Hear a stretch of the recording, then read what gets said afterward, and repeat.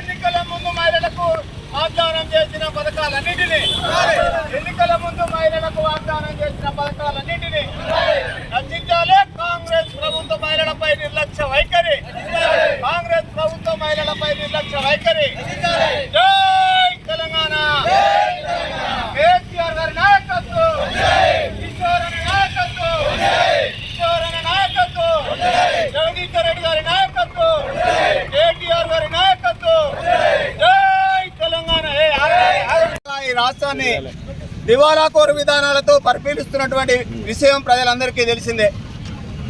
ఎన్నికల ముందు మహిళలకు ఎన్నో వాగ్దానాలు ఇచ్చి వారు ఇచ్చినటువంటి వాగ్దానాలు అమలు చేయకపోను గత కేసీఆర్ గారు ముఖ్యమంత్రిగా బాధ్యతల్లో ఉన్నప్పుడు మహిళలందరికీ కూడా ఆడపిల్ల వివాహం చేసుకోవడం కష్టమవుతుందని తెలుసుకొని ప్రతి అమ్మాయికి పెళ్లి చేసుకున్న సందర్భంలో ఒక మేనమావలాగా 1,116 ఉచితంగా ప్రభుత్వం ద్వారా అందించినటువంటి ఘనత కేసీఆర్ గారిది.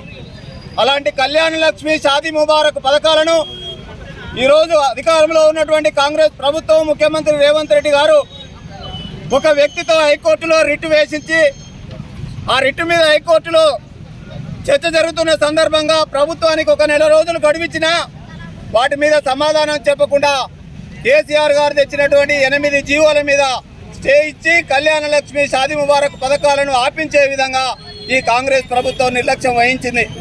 అందుకే ఈరోజు తుంగతుర్తి మండల కేంద్రంలో, నియోజకవర్గ కేంద్రంలో మహిళలతో ఈరోజు నిరసన తెలుపుతా ఉన్నాం. కిషోర్ అన్న గారి నాయకత్వంలో కేటీఆర్ గారు పిలిపించిన కార్యక్రమంలో భాగంగా ఈరోజు ఈ కార్యక్రమం నిర్వహిస్తూ ఉన్నాం. మేము కాంగ్రెస్ ప్రభుత్వాన్ని డిమాండ్ చేస్తూ ఉన్నాం. అయ్యా, మీరు ఎన్నికల ముందు కళ్యాణ లక్ష్మిలో 1,00,000 రూపాయలతో పాటు తులం బంగారం ఇస్తా ఉన్నారు. కానీ ఈరోజు ఉన్న 1,00,000 రూపాయలకే ఎసరు తెచ్చే ప్రమాదంలో మీరు ఉన్నట్టుగా ప్రజలకు అర్థమవుతా ఉంది.